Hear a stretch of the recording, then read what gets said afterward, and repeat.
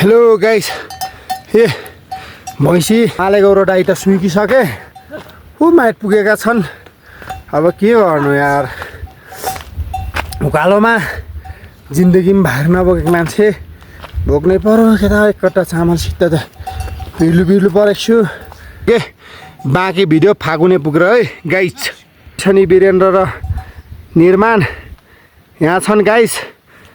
उकालोमा जिन्दगीमा भार नबोकेको मान्छे भोग्नै पर्यो। केटा एक कट्टा चामलसित त बिर्लु परेको छु। यहाँ आइपुगेँ। बाँकी भिडियो फागुने पुगेर है गाइस हालेको छु है। सो अब ब्लग बनाउन आएको मान्छे हामी जाने चाहिँ यो माथि कुहिरो लागेको डाँडा काटेर पनि अझै टाढा नै छ है। यहाँ भैँसीहरू छन्, मेरो चाहिँ माथि नै छन्, त्यहाँ चोइराखन अघि त्यो आएको। म चाहिँ ब्लग बनाउनलाई चाहिँ यहाँ टक्क आइरहेको छु। यहाँ भैँसी हान्दा छन्।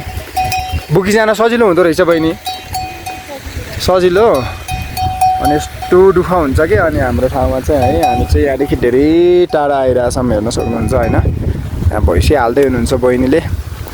सो म चाहिँ स्पेसली भिडियो बनाउने भनेर आएको हो आउन चाहिँ, तर मलाई लास्टै ठकाइ लाग्यो, सकेन है। यस्तै छ जिन्दगी। नेक्स्ट भिडियो है त गाइस, थ्याङ्क यू। यहाँ आएर नास्ता खाँदै हुनुहुन्छ केटाहरूले, खाँदै छन्।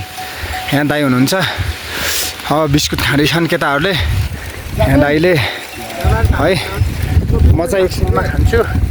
साथीहरू गइसकेँ, म पनि हिँड्छु। तिमी बिस्तारै आऊ है, बिस्तारै आऊ। म त्यो बहिनीले एकछिन भाइर बोक्दिनु भनेछन्। सो जाने धुरी पऱ्यो। हाम्रो भैँसी यहाँ छन्, गाईहरू त्यहाँ छन्। सो मलाई लास्टै ठगाइ लागेको छ गाइस। अब हेर्न सक्नुहुन्छ सर भ्युस कस्तो छ त्यही। हामी चाहिँ यो डाँडामा आएको छौँ। अर्जुनको पालो भने त छप्के कस्तो भएको छ भने त छप्के त यस्तो उठाइ भुसा मान्ने सेचुनतिर त पलाएको होला के र है। लास्ट धौ भयो। अब यहाँ केटाहरूले चाहिँ यस्तो भयो नि, दाल नास्ता खान लाग्नुभएको छ। भैँसी माथि चढ्दैछन्। मेरो पारा त पुसा एमएल ढक्र गइसकेर जौलो बिसाक्नु।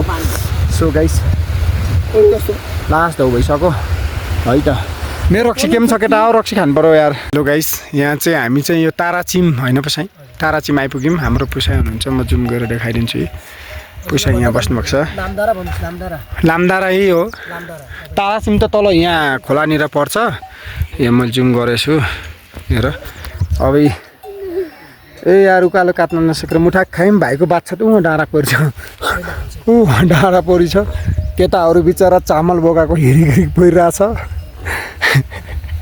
ओ केही भन्नु छ है थैबाट यस्ताहरू केटाहरू। अब जमाना अनुसार अब हिँड्नै सकिन्नौँ। हाम्रो भैँसी गोट्लाहरू दुईजना चाहिँ उहाँ माथि हुनुहुन्छ, पुसाइ र दाइ। अनि हाम्रो भैँसी चाहिँ यहाँ बसिरहेको छ नि दुइटा। अघिल्लो चाहिँ त्यो अलि हिँड्न सकेन, त्यो बेहुनी भएर। पछिल्लो चाहिँ अलि पछाउ छ भरौमा, त्यही भएर ऊ चाहिँ सुइकेको छ। पुसाइ घोडा यहाँहरू छन्। हामी त यो कुहिरो लागेको भन्दा पनि अझै डाँडा काटेर पनि तल झरेर पनि माथि जानुपर्छ। अब बिहाल छ बिहाल यहाँ। ल एउटा पारा तर छोडेको पनि अब त्यो त भोलि अब सेकुवा बनाउनु सक्ने।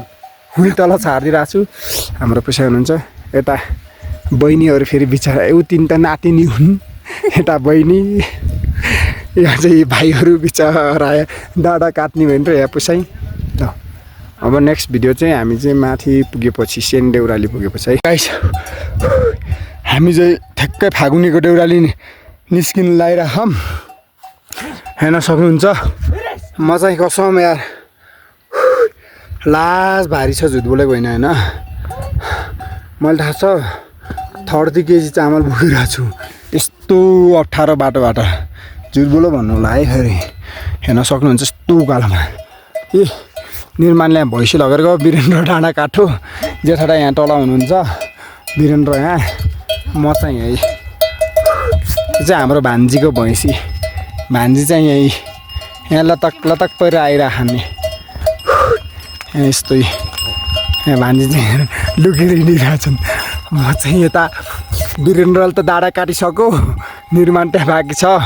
सो घोडा है भारी बोकाएको होइन। उनी चाहिँ मेरो पुसाइ, उसको के अरे मेरो पुसाइको छोरा। उनी चाहिँ मेरो भदै हुन्, ए ज्वाइँ हुन्।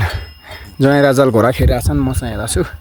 ठुल्दाई तलै हुनुहुन्छ म चाहिँ मादेउरा लगेर आउने भनेको छु ल हेर्नुहोस् है ओ उकालो पनि झन् पार्ने यार घोडा यार खम त उभा छ यार घोडाले त्यहाँ पारिरहेछ के त्यही फेरि हो सो अब नेक्स्ट भिडियो देउराली पुगेर म नाच्नुपर्छ भन्ने कुरा छ सो हेरौँ के हुन्छ लेट्स सी अगेन